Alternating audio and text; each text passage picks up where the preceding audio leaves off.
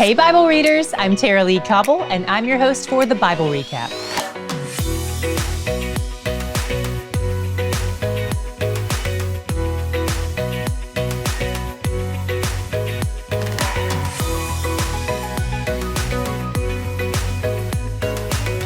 Today we continue with Moses and his grand finale before the Israelites cross the Jordan and take the promised land to live in it. Moses has been giving laws for how things will shift once they're no longer camping in the desert. Today he starts out with some laws about worship. He reminds them that they're entering foreign territory where pagan gods are revered. If anyone does worship those other gods, there will be a trial involving at least 2 witnesses before the death penalty is given. And the witnesses are the ones who have to carry out that justice. So if they're lying, then they'd be guilty of murder. And because these situations can be complex and challenging sometimes, God sets up a court of appeals made up of judges and priests to handle the more difficult matters. Moses predicts that there will be a day after they settle in the land when they'll look around and be like, hey, all these other nations have kings. We should get one of those. When the time comes, God will choose an Israelite for them to set up as king over them. But it's important for their kings not to be drawn to wealth, power, or women. If you know much about any Israelite kings, you already know this isn't going to end well. The prohibition against these things was supposed to keep them humble and trusting in God for their provision and protection, instead of in what they could acquire for themselves. Wealth can lead a person's heart astray. Horses represent power, which is usually about military prowess, and acquiring foreign wives was often a way of making political alliances with other nations who were all pagan, which also meant that the women might lead their hearts astray. It's vital for the king to stay humble. Moses even says the king should have his own book with God's laws written in it so he can read it daily for the rest of his life. His heart is at stake, and power has a way of corrupting people and leading them off the path of righteousness. But reading God's word would keep him upright and humble. God also promises to raise up a new prophet from among them, someone like Moses, who hears from God and speaks his words to them. So you can imagine why it would be such a slap in the face for them to seek out answers from mediums or fortune tellers, because not only are those people wicked, but the Israelites already have access to God and his counsel.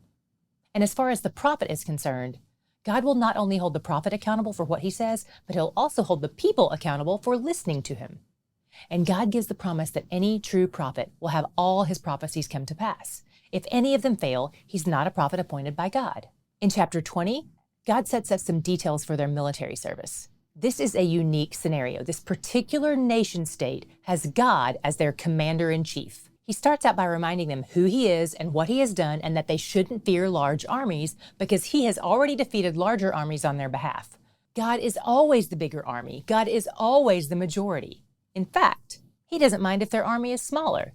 He tells the commanding officers to spread the news. Are you a young soldier with a new wife or a new house or a new garden? Go home and enjoy it. You don't have to go to war with us. We'll be fine without you. Are you afraid? You're free to go. We've already seen that fear is communicable, so we only want people here who trust God and his promises. Then he prepares them for how to go about approaching cities outside the promised land. Approach them with peace. If they return peace, take the city peaceably. If the city doesn't comply, kill all the men of the land and take everyone else and everything as plunder.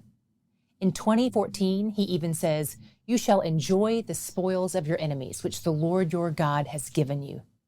These rules for warfare outside the promised land are different than for those inside it. For any cities inside it, remember that God is accomplishing at least 3 things through this process of giving the land to the Israelites. First, he's fulfilling his promise to Israel. Second, he's aiming to wipe out the signs of idolatry so that they don't tempt the Israelites. And third, he's using Israel as a means of enacting justice on the wicked nations that currently occupy the land. As a part of all that, he tells Israel to completely wipe out all the people they'll be overtaking in the promised land. On the surface, I know it's hard to see this as a good and just command from God, but hang in there as we keep reading, because I think you'll begin to see the wisdom in his words. What was your God shot today? There was a phrase that showed up 3 times today and caught my eyes. We've seen it before in Deuteronomy, and we'll see it again. Today it was in 17:7, 17:12, and 19:19. Moses said, "Purge the evil one from your midst." In these instances, it seems almost certain that this indicates capital punishment. They're instructed to kill the offender. I think the reason this phrase jumped out at me is because I recognize it most from 1 Corinthians 5:13, where Paul is giving instructions on how to handle unrepentant sinners in the church, people who are walking in blatant rebellion. He tells the church to purge the evil person from among you. However, in Paul's letter, this was not a call for capital punishment. It was a command to disassociate with the person in hopes that the consequences might awaken them to the reality of their sin and they'll repent and return. When I look at the long arc of God's storyline, I see how much he leans into grace toward his kids because Christ has received our punishment. He gives so many second chances, so much time to repent. And despite the fact that we all deserve to be purged in the original sense, he's patient with me when I rebel against him. He's patient with you when you question his heart. He's patient with all of us when we think we'd make a better God than him. And even when we don't believe it or remember it, he's where the joy is. Did you know that we have a version of the Bible recap in other languages? We're currently available in Spanish and American Sign Language, and we're hoping to expand our opportunities so by the time you see this, there may even be more languages available.